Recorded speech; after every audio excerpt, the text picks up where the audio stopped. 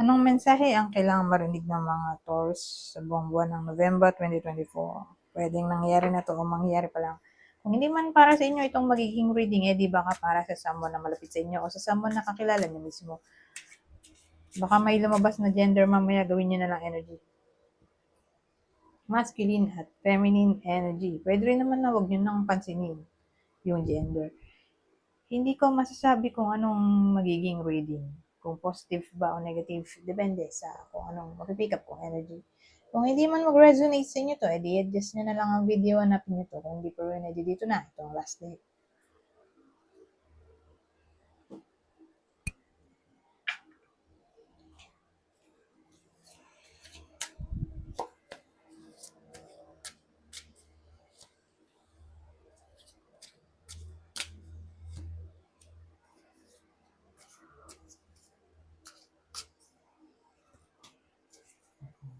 Ano yan? Ano po? Anong mapipick up kong energy dito?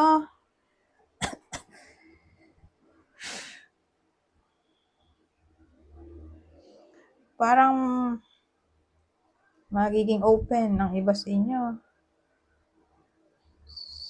sa change.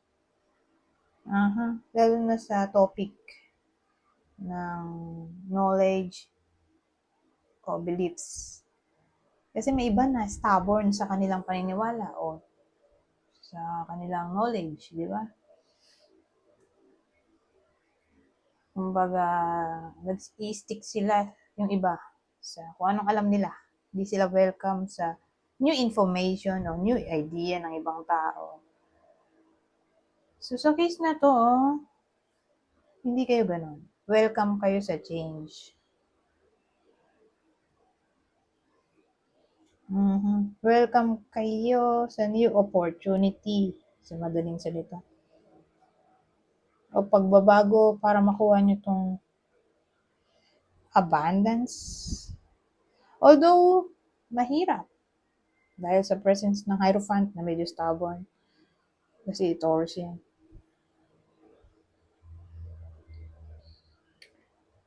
May Hermit naman tayo sa Three of Wands. So, parang dating willing kayo mag-explore ng something new to gain this abundance.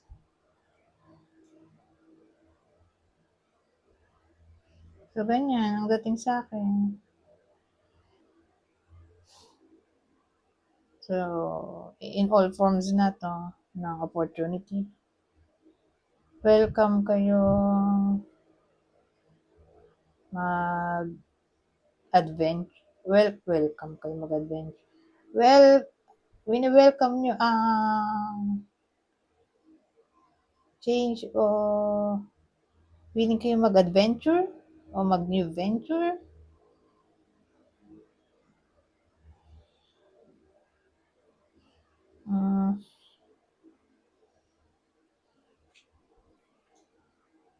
Wala na maisip, pero tungkol to sa career. Parang change sa career. Ina-open nyo yung sarili nyo sa new opportunity sa career. Okay? Doon lang siya, mapalo. O sa pag-earn ng money. Kasi may pera dito. Ibang way ng pag-earn ng money, pwede rin.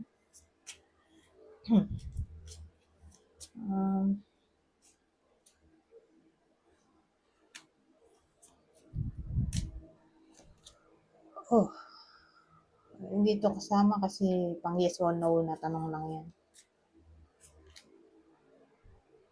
Ito magandang combination in a way na yung mga in relationship, kasal, mananatiling stable ang kung anong meron sila. Okay? Masaya. Baka nga yung mga in relationship ay ma-engage na. Okay?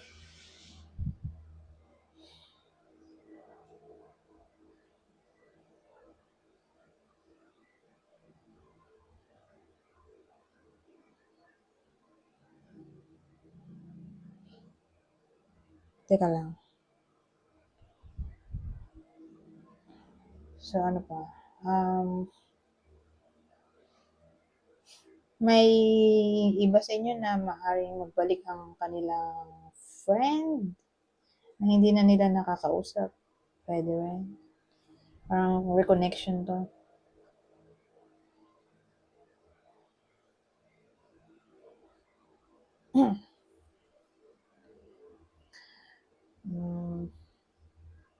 May dagdag eh. Ito na lang. Ito, paborito ko kasi ito eh. Ano pang masasabi nito? Oh.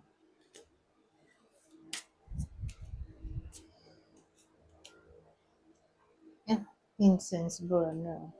Clover. Ano yun? Incense burner.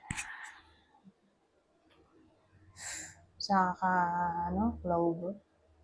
Mga ba itong incense burner?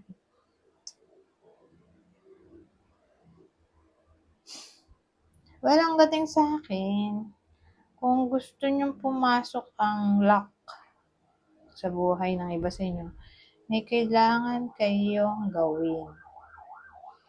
Kasi may incense burner, siguro, mag-incense, di ba? Wala namang masama. Pang change ng energy, vibe sa paligid para mas mabilis pumasok ang swerte kasi luck to eh. Lover.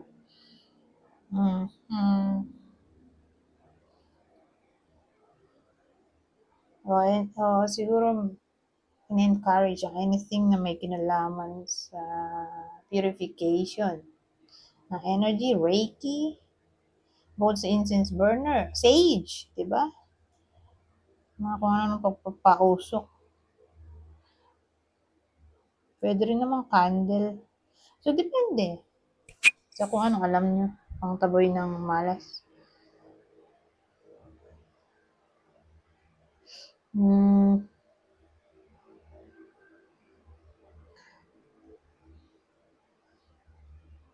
Ano ba? Pwede rin naman kung ayaw nyo ng ganong pausok, mga kung ano ng ritual, maglinis na lang kayo ng bahay nyo. Pwede naman ganun eh. Simpleng ganun. Linis ka ng bahay para ma-change ang energy sa bahay.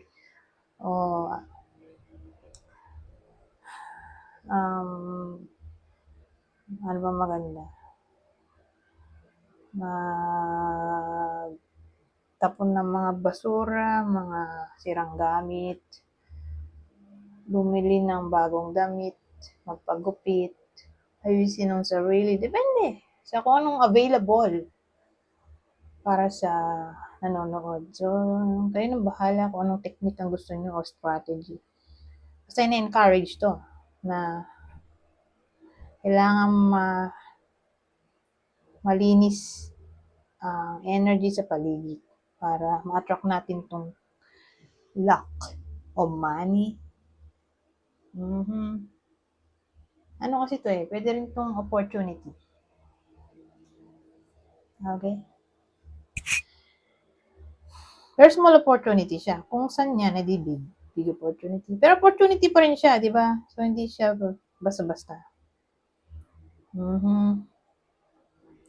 Kung money man, some money. Pero kung saan yan, big money. Bear, money rin yun. Pero huwag niyo baliwalain yung clover. Kasi, siya magandang card. In a way na, masusurprise kayo.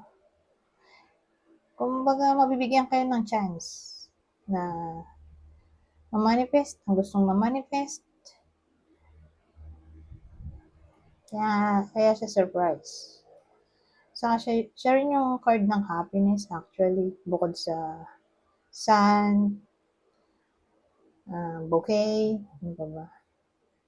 Basta, nahirapan ako mag-isip dahil naantok na ako. Oh my God. Ako nakatulog. Pero huwag kang mag-alala. Huwag kayong mag-alala kasi gumagana pa rin naman ang utak ko. Okay, sanay na ako sa ganitong eksena.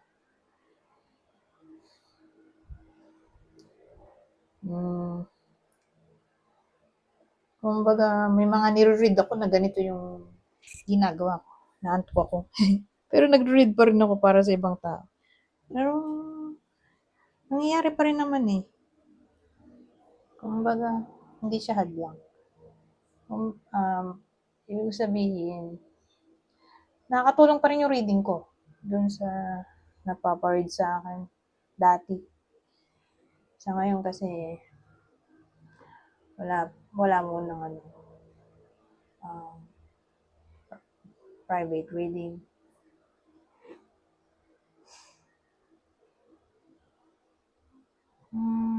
Ano pa ba?